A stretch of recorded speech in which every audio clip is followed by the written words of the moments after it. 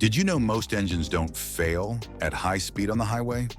They start failing quietly in the first few seconds after you turn the key. Not during a hard pull, not on a mountain road, but right there in your driveway before you've even adjusted your seat. Those first moments decide whether your engine lives a long life or slowly wears itself out years before it should. And the scary part? Most drivers start their car in ways that almost guarantee early damage without having a clue. If you've ever jumped in, twisted the key, tapped the gas, cranked it again and again, or blasted the AC the instant it fires up, you might be shaving tens of thousands of miles off your engine right now. In this video, we're breaking down the worst ways to start your car, why they quietly hurt engines from the inside, and the simple habits that protect your car instead. Because if you start your car like this, you're not just driving, you're slowly paying for an engine rebuild. And the first mistake is a habit people think sounds cool, but it's secretly one of the fastest ways to torture an engine. Mistake 1, the cold rev launch. You turn the key, the engine fires, and your first instinct is to tap the gas. Maybe you want to hear the exhaust, or you're in a rush. Or maybe it's just muscle memory.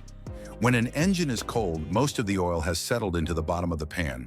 It hasn't yet reached the bearings, camshafts, or cylinder walls. For a few seconds, your engine is running mostly on a thin leftover film. Now imagine stabbing the gas pedal during those seconds. The RPM shoots up, the pistons race, and the crankshaft spins much faster than that weak oil layer can handle.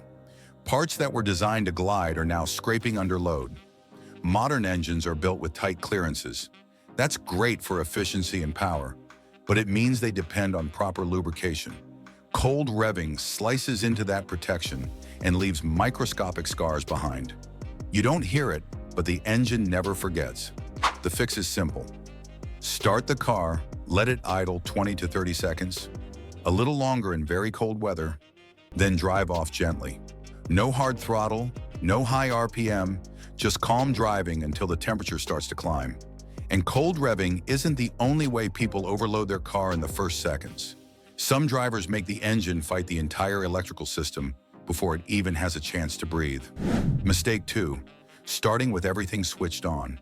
A lot of people leave the car exactly how they parked it. Headlights on, fan on full blast, rear defroster glowing, music already turned up. Next time they get in, they just turn the key. Starting an engine takes a huge burst of current. The starter motor pulls a heavy load from the battery in a very short time. If all your accessories are already on, they're stealing current at the exact moment the starter needs every bit of power it can get. The battery voltage drops harder, the starter cranks slower, and the alternator has to work overtime afterward to recharge everything. Do this every morning and you'll start noticing sluggish starts, dim lights, and batteries that give up long before their time. The smarter way is simple. Before you shut the car off, turn off heavy electrical loads. When you get back in, start the engine first with accessories off. Let it idle smoothly, then switch your lights, blower, and extras back on. But even with the electrical load under control, there's another silent problem that decides how protected your engine really is at startup, and it's hiding inside the oil itself. Mistake 3, starting on old or neglected oil.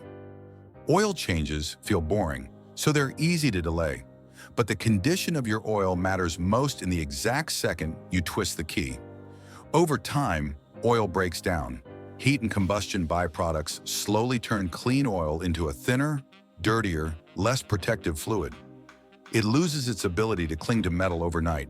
Tiny particles build up, and the oil film gets weaker and patchier. Now picture a cold start with that tired oil. Instead of a strong, even film protecting every surface, you have thin spots and dirty fluid that drains away faster. Pistons, bearings, and cam lobes can touch more often during those first rotations, leaving microscopic wear marks. You might hear brief ticking or rattling that goes away as the engine warms. Many drivers ignore that because it disappears. The engine doesn't. Those are early warnings that your oil is not doing its job at startup. The fix is straightforward.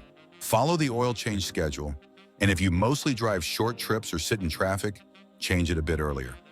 Use the correct viscosity for your engine and climate so the oil flows quickly when cold but still protects when hot.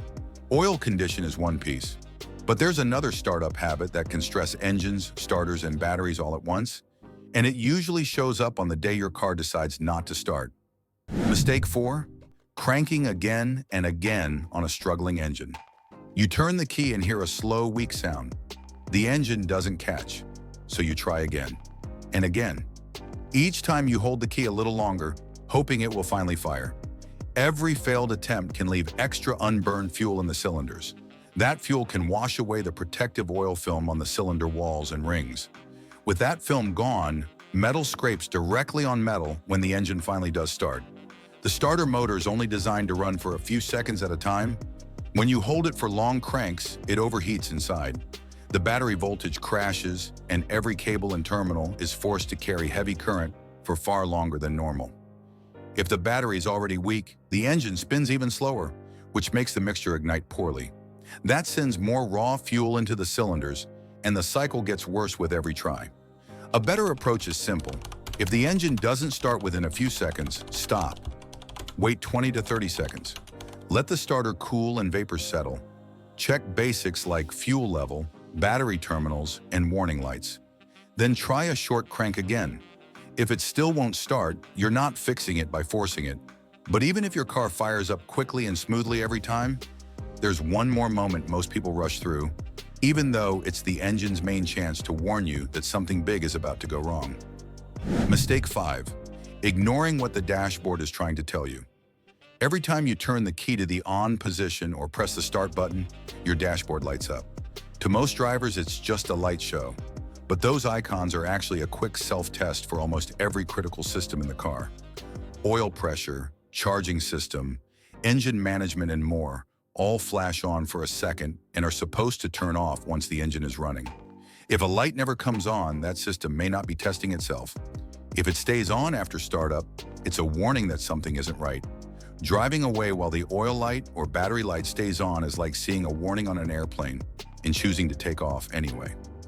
Low oil pressure and charging problems can damage an engine very quickly, and the only early warning you get is at startup. Make it a habit to pause for a couple of seconds before cranking. Watch the lights, then make sure the important ones go out after the engine starts. If something stays on, don't ignore it. Catching a problem early is almost always cheaper than fixing the damage it causes later. Your engine remembers every start. Your engine doesn't care how shiny the paint is or how clean the interior looks. What it remembers is every cold rev, every overloaded start, every weak crank, and every time it tried to warn you with a light and you pretended not to see it. If you avoid cold revving, start with accessories off, keep clean, correct oil in the engine, don't crank endlessly on a weak or flooded engine, and actually pay attention to the dashboard during those first few seconds, you're already ahead of most drivers. These habits don't take long. A few seconds of patience here, a small routine there. But for your engine, they're the difference between an early, tired failure and an odometer reading most people never reach. Treat those first seconds with respect, and your car will quietly pay you back with smoother starts, fewer breakdowns, and an engine that still feels strong long after others have given up.